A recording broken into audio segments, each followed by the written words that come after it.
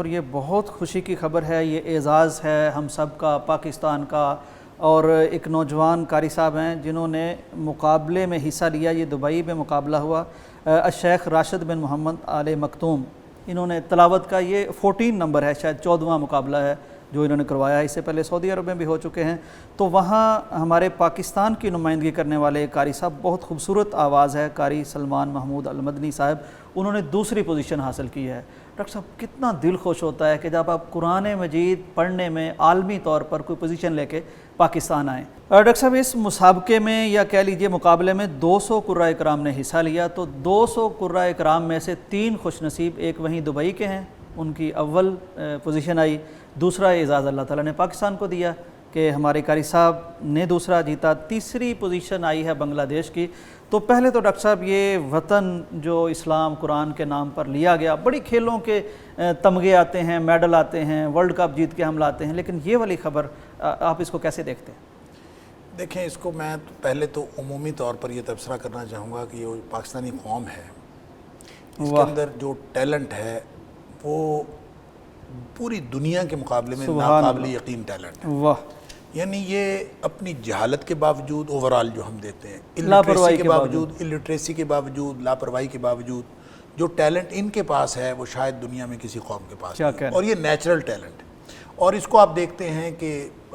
وہ کھیل کے میدان ہوں یا دوسرے ٹیکنیکل فیلڈز ہوں، اس کے اندر بہت ہم نمایاں کامیابیاں لوگوں کی اور بہت بڑے بڑے کارنامے دیکھتے رہتے ہیں، ان کا تذکرہ کرنے کی ضرورت نہیں ہے۔ لیکن یہ جو خاص فیلڈ ہے قرآن کا اور حسن قرات کا، دیکھیں ایک مقابلہ ہوتا ہے حفظ کا، ایک ہوتا ہے حسن قرات کا۔ اس میں آواز کا اور پڑھنے کا اور تجوید کا، حسن قرات جو ہے نا، یہ یوسف صاحب یہ اصل میں عربوں کا فن ہے، واہ، اور یہ اجمیوں کا ہے نہیں۔ واہ واہ واہ۔ اور اجمیوں میں سے کوئی شخص جا کے اس میں مقابلے میں حصہ لے اور پوزیشن حاصل کر لے، بہت بڑی بات ہے۔ اور میں یہ سمجھتا ہوں کہ اس کو جتنی بھی اس کی تحسین کی جائے کم ہے، ایک تو عمومی اعتبار سے، دوسرا خصوصی اعتبار سے جو قاری سلمان کے ساتھ ہمارا تعلق ہے۔ قاری سلمان صاحب ایک عرصہ تک ہماری مسجد مبارک کے اندر تراویح کی امامت کرتے رہے، پیغام پہ بھی تلاوتیں ریکارڈ ہوئیں، پیغام ٹی وی کا خصوصی تعلق اللہ بلکہ ڈاکٹر صاحب یہ پیغام کا بھی اعزاز ہے اور یقیناً ہمارے پیغام ٹی وی کا اعزاز ہے، ہمارے لاہور کا اعزاز ہے، ہمارے پورے ملک پاکستان کا اعزاز ہے، اور وہ تاندلیں والا سٹی کا جہاں کے وہ رہائشی ہیں، اور جہاں کے وہ رہائشی ہیں، جہاں پہ وہ پلے بڑھے، ان کا اعزاز ہے۔ اور یہ پورا خاندان جو ہے، قاری سلمان صاحب، ان کے والد صاحب بھی قاری ہیں، اور ان کے جو دادا تھے حافظ عبداللہ بڈھی مالوی رحمۃ اللہ علیہ، بہت بڑے عالم بھی تھے، وہ بہت بڑے عالم دین تھے، جنہوں نے زندگی میں، وہ شیخ الحدیث تھے، انہوں نے 55 بار جو ہے وہ بخاری شریف پڑھائی ہے پوری ابتدا سے آخر تک، اور ان کی خود وہ قاری تھے اور قاری قرآن تھے، حافظ تھے، اور ان کی جو منزل تھی وہ 6 پارے ہوا کرتی تھی ڈیلی، اور 5 دن میں وہ قرآن پاک مکمل کرتے تھے، اور یہی ان کی پوری زندگی کا معمول رہا۔ اور پھر اب ان کے بعد جو ان کے یعنی جو قاری سلمان صاحب ہیں، ان کے بھائی ہیں، وہ بھی سارے حافظ اور قاری ہیں۔ یہ ماشاءاللہ پورا خاندان، وہ جو کہتے ہیں نا خانہ ہما آفتاب است، تو یہ اللہ تعالیٰ نے ان کو قرآن کے ساتھ، اور قرآن کے ساتھ جو بندہ جڑ جاتا ہے، سبحان اللہ۔ کسی کا قول ہے بزرگوں میں سے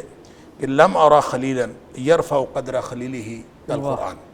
کہ دنیا کائنات میں ایسا کوئی دوست میں نے نہیں دیکھا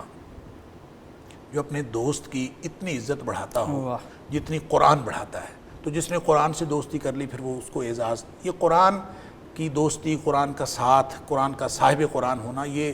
اٹ سیلف ایک بہت بڑا اعزاز ہے۔ پھر اس کے ذریعے سے اللہ تعالیٰ بہت سارے اعزازات سے نوازتا ہے، اور جیسے نبی اکرم صلی اللہ علیہ وسلم ان اللہ تعالیٰ یرفع بہذا الکتاب اقواما ویضع بآخرین، قوموں کا عروج و زوال جو ہے اس کتاب سے وابستہ ہے۔ اس اعتبار سے میں یہ سمجھتا ہوں کہ یہ نئی نسل کے لیے ایک بہت بڑی مثال بھی ہے کہ جو اپنی کامیابیاں